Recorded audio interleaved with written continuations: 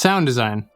Your best friend, or at least it should be, because it opens up all kinds of possibilities for you to make your songs more interesting. And today I'm going to share with you guys my favorite sound design techniques using only delay. All right, so you lay down some chords on a nice key sound and it sounds like this.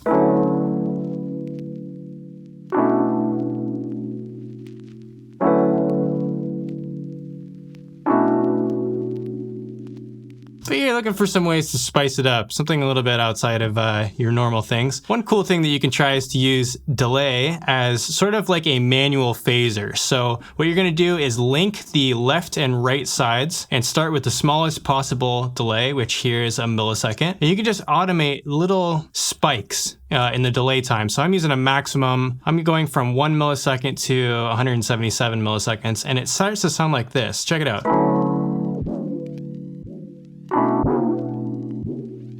It almost kind of sounds like it's being pulled like a rubber band. And of course, if you increase the feedback, you can make it sound even crazier.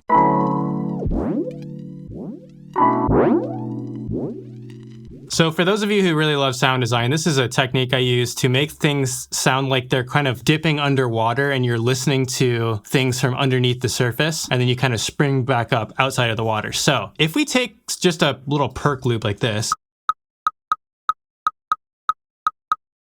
and we automate the delay times, but using a repitch mode so that when you change the delay times, it also changes the pitch relationship. So a longer delay time would be a lower pitch and a shorter delay time would make it a higher pitch. You get a sound that sort of sounds like this.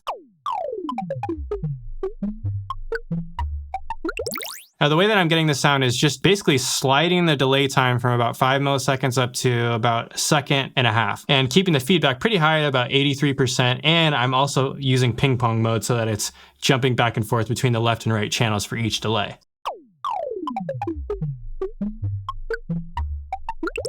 Another practical way that you can use this pitch and delay time relationship is with a drum loop that you have in your song, or you could use it on the whole song if you want to. But you can actually make like a little riser out of the source material that's already there. Let me show you what this sounds like.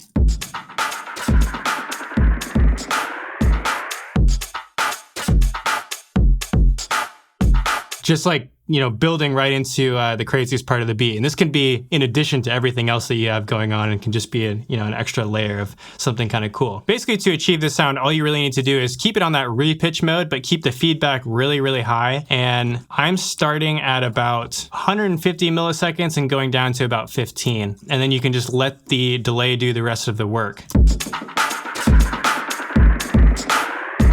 Cool thing about delay too is that you can do the opposite. You can make it sound like an engine is powering down or something at the end of your song if you wanted to like end the outro like that or something. So if your song ended like this,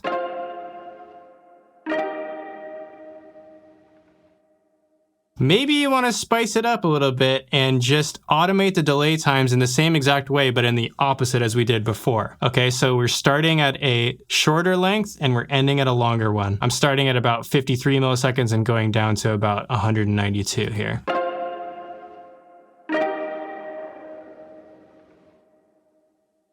And you can see I'm using a different plugin here, but it's really honestly all the same. Like, as long as you have that relationship between the pitch and the delay times, you're good to go. Another kind of cool thing you can do to mess around with the phase relationships is with your drums as a whole. So I like to use really short delays and then automate them and just slide them a little bit longer, and you get what I like to call a talking beat. And if you automate it a little bit more carefully, it can sound like this and create a really cool vibe.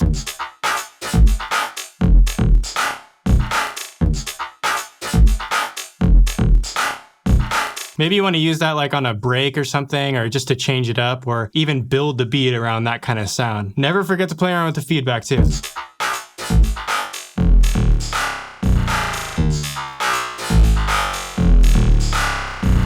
Now, if you're working with some sort of housey chords like this, you can hear like there's a little bit of detuning going on, but even if there wasn't that detuning, this would also work great. You can accentuate that by automating the delay times in a ping pong delay and creating kind of like a dizzying sound.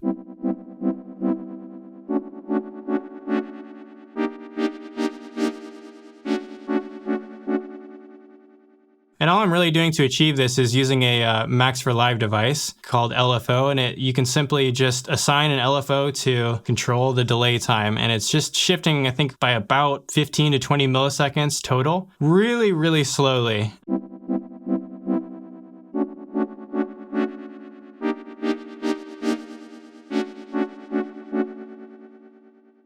And I really like that it differentiates the dry sound from the wet because of the tuning and makes it sound, you know, makes you feel a little dizzy or something. I don't know. This one's kind of like a classic delay throw, but the difference is that what we're going to do is take this little guitar loop.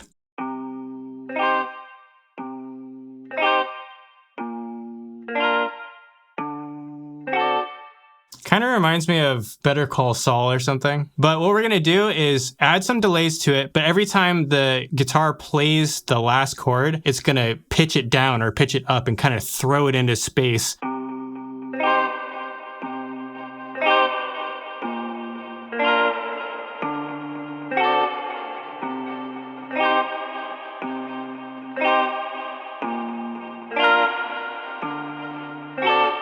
But all I'm really doing to achieve that is I've got one delay doing, kind of jumping around in delay times. I have another delay in series that's kind of slowly dragging the previous delays up and down in pitch, especially on that transient towards the end of each chord, and then making it stereo with another ping pong delay just to create a little bit more interest. But the cool part about doing stuff like this is now you can save this rack as dizzy delay throw or something, and now you can kind of, it'll sound cool on a lot of stuff. Just throw different audio inside of this and add another dimension to a guitar part like that. So for this last one, we're gonna get a little crazy with it here. I like to call this a drone, but you can think of it like something that you would expect to hear in like a horror game or film or something like that. But you can literally put any sound in it and it sounds crazy. So I'm gonna play you guys the source material just so you can hear. Just nobody in particular singing that, but check this out.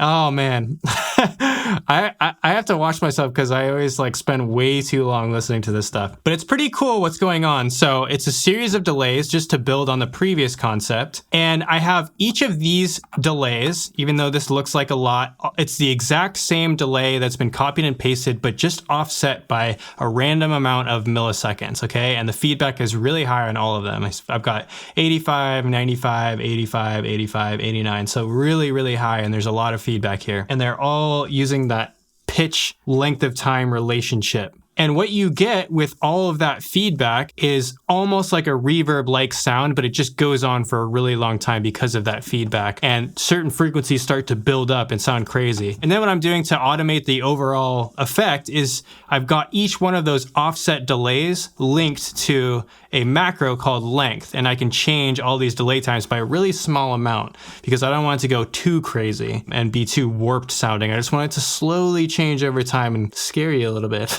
Okay, so here's another little piece of audio that I've got. Nobody in particular screaming once again.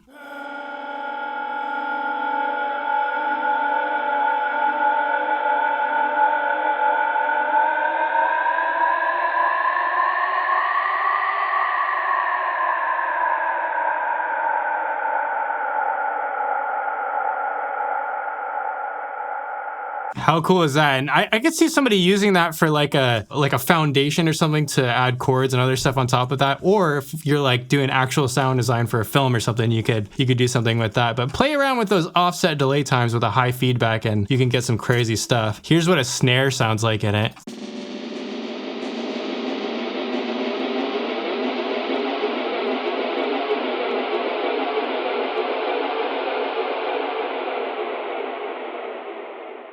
So there you have it. Those are some of my most favorite recent discoveries on how to, use delays, especially, getting a little bit spicier with it with the automated delay times. And as always, please let me know what your favorite way to use delays are for sound design techniques and spread the love. All right, we'll see you guys in the next video. Have a great week.